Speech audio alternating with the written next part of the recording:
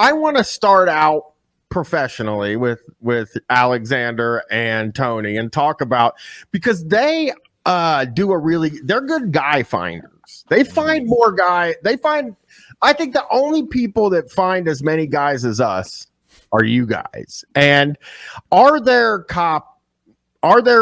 some interesting cop guys that you may have run into?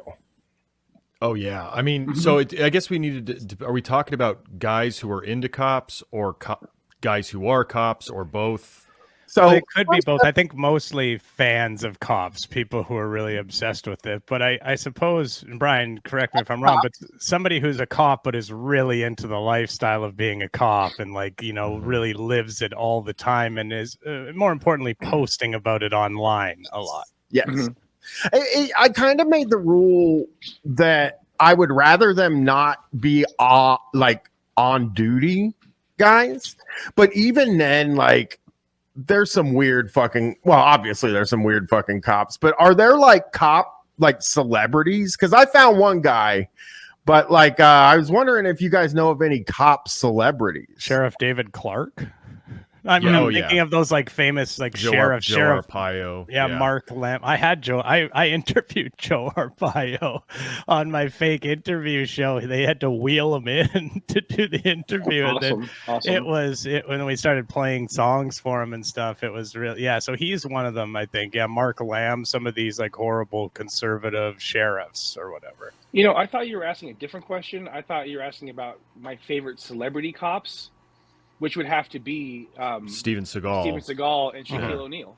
That's the only two, right? Yeah, I mean, is there another one? Sometimes I forget that Shaq's a cop, and it's a bummer when I realize that Shaq's a cop. He's like Elvis. Yeah, he's like Elvis. Elvis was one of them as well, where they had that. They had they gave him a fake badge basically and told him that he was allowed to pretend like he's a cop. That's the same as Steven Seagal and Shaq, right? Yeah. So when Steven Seagal actually did think he was a cop for a moment, and there's a couple lawsuits pending. Yeah, he killed some people. On him. That makes sense. And stuff. That he would. Is that, by the way? Yeah. Where's that? I just hear a sound. Is that? Sorry, that's my heater. Let me turn it off. Oh, okay. Yeah. I think that it might be a little bit loud, where it might be a little bit hard to take it out of the mix. That makes sense that Steven Seagal would sort of get a little bit too into it and start I think he believed that he was a lot of the things that he played in movies as well. I would have liked to see him. The thing about it is, if you're watching Steven Seagal Lawman and you're like, how did he kill somebody? It was with a tank, right? Mm-hmm. Okay, hang on a second. Sorry, he actually killed someone? Yeah.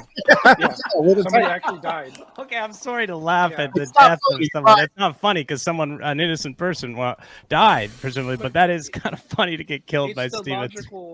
It's the logical conclusion when you give a man who is a weapon a badge. That's just what's going to happen. That's what bothers me about it. Listen, nobody should get killed by the police. And I'm not pro-police, but if Steven Seagal's going to kill somebody, he got to kick their ass. He's got to do it the ass kicking. Well, you can't bring a tank in, Yeah, he's not karate kick him to death. He's not an army guy. He should definitely do it with his weapons, like you said, Tony. He is the weapon. He should be killing with his bare hands every time. He should absolutely be snapping their necks. That's the only way. That's the thing. And the cool thing is that if you're the person whose neck is being snapped, I think that's honorable. I think that's a straight to heaven type thing. I think that it's almost like a blessing. Your neck has been broken by Steven Seagal. Oh yeah. You get to pass through the gates. Oh yeah, absolutely. No matter what you did. Even fat Steven Seagal, especially fat Steven Seagal. Brian, put the light up thumb away, please. Can you please? It's magic. It's not a light up. I don't know why he always says put the light up thumb away. It's my thumb is lit up. Yeah. Golly. Okay, let's go to the. Well, can I? Sorry, let me answer your question about cop guys, because we've come across so many amazing cop. One of my favorite episodes of MDC is the cop rap episode. We covered cop rappers specifically. Oh, that's sick. That guys that rap. Actual cops. Cops that rap. There was a San Diego cop we covered a lot called Forensic. I called him Foreskin as a joke. And he, just every song was about how he's a troop and how he's a wolf and how he's he's actually not a wolf. He's a sheepdog, but the sheepdogs look like wolves. He was just like putting every cop meme into his raps. Pretty good. Where did he put them up? Like, where was he a TikTok guy? Guess where he put them. Go ahead and guess where he was posting these things. Is it It's not Rumble, is it? No, this is all older than Rumble and TikTok. This is he had him on Spotify. He has his albums on Spotify and there's like lyric videos on YouTube and shit. I see, because he was trying to do it for real. I've definitely seen a lot of those like TikTok cops, where they're in uniform and they're like, whether they're doing like a little rap or some little like fun little TikTok thing. Meanwhile, they're also the apparatus of the state that puts people away and takes away their freedom, and they're being silly about it, which is kind of cool. Do you guys think that they want to stay cops or want to move into the rap field? Because they definitely want to move into the rap field, because it honestly, every cop I've ever seen posting online seems like they hate their fucking job. Seems like they're within an inch of spraying down their block of the street they live on. Yes. Yeah. That's what I always wonder, because it's like,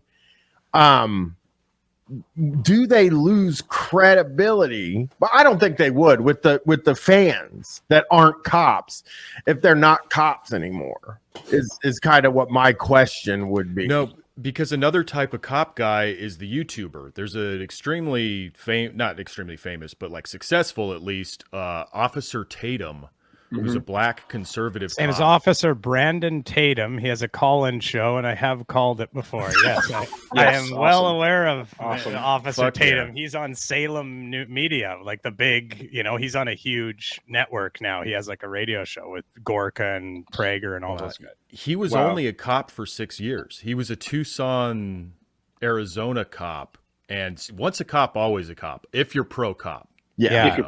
Oh, Dominic Izzo is another one who I've come across. Yeah, where he was only a cop for a short time, but he does the whole Blue Lives Matter, thin blue line stuff, and just the fact that he ever was a cop gives him the cred, I think.